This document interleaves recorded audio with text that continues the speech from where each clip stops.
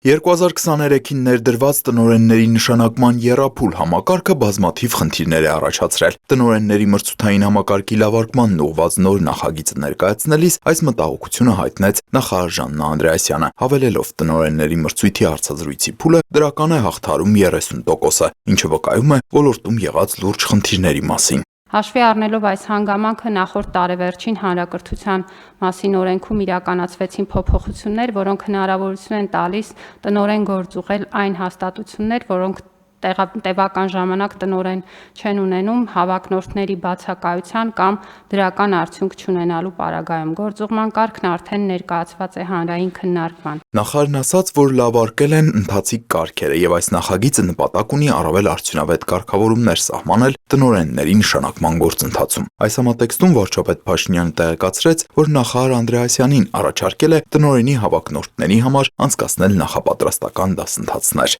Այսինքն ոչ մեկի թույլ չտանք տնօրենի մրցույթի մասնակցի, մինչև ինքը այդ դասընթացը չգնա, չսովորի, չավարտի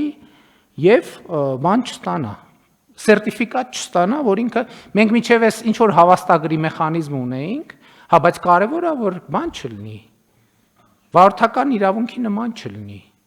Կարևորը որ դա ռեալ լինի, որովհետեւ էլի եմ ասում, դպրոցի տնօրենը մենք այդ վատ պատկերացումը, որ լավ ուսուցիչը կարա լավ տնօրենը լինի։ Կարա իսկապես շատ լավ ուսուցիչ լինի, բայց չկարողանա լավ տնօրեն լինի։ Թեման շարունակելով վարչապետն ասաց, որ մեր երկրում խոր կադրային ճգնաժամ է։ Նրա խոսքով 4 կամ 5 նախադասություն վարժ ասելու ընդունակությունը դեռ չի նշանակում գիտելիք։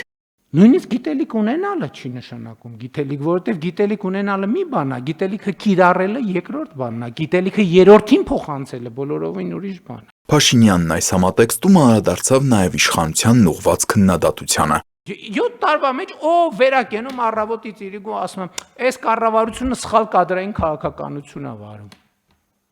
Հա, կառավարությունը սխալ կադրային քաղաքականություն է վարում, որովհետև երկրում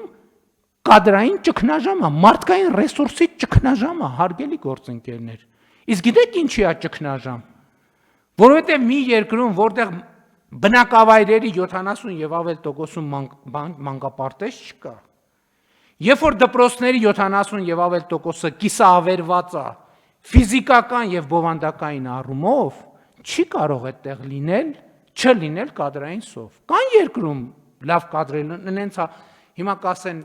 ինչ չորացել է մեր երկրի արգանդը չորացել է, չի չորացել, Ժողովուրդ ջան։ Վարչապետը շարունակելով նշեց, կան լավ կադրեր, որոնք մինչև 10 միլիոն դրամով աշխատում են Հայաստանում եւ Հայաստանից դուրս։ Եվ չեն էլ գա աշխատեն կառավարությունում, հələ մի բան չի, 400-500 հազար դրամ ստանան, ամեն ստացած կոպեկի հետ էլ անեծքը հետը տանեն տուն։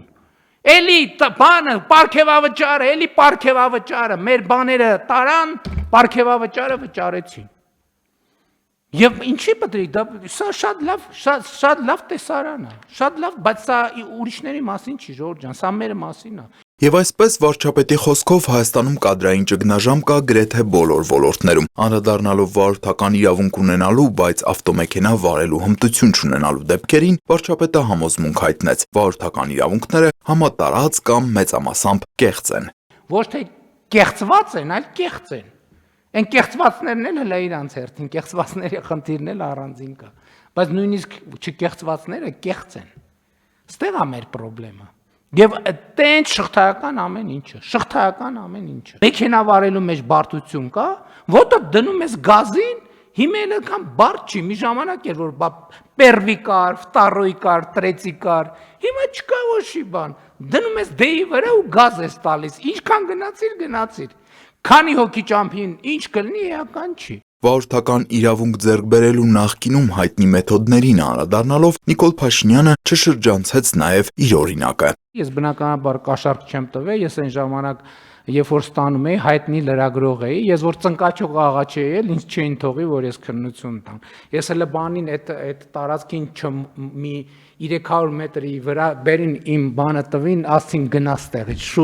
շուտ հնարավորինս շուտ ստեղից գնա, գործ չունես մեզ հետ։ Ուստի եթե Հայաստանում վթարների մեծ քանակը եւ զոհերի մեծ թիվը հանրային ու անվտանգության խնդիր է, ապա պետք է նաեւ վարորդների ատեստավորում անցկացնել, նկատեց Փաշինյանը հավելելով. կառավարությունն ամեն ինչի պատասխանատուն է, բայց Մարդը բանը անում, խմում, գնում է պատին տալիս է, 7-8 հոգի զոհվում է, դուրս է գալիս, ասում է, այսի երկիր չի ընդհանրապես։ Էս ինչա զոհերի թիվը, էս ինչքան հասավ ստեղ։ Լավ, սեն չի լինի, ժողովուրդ ջան։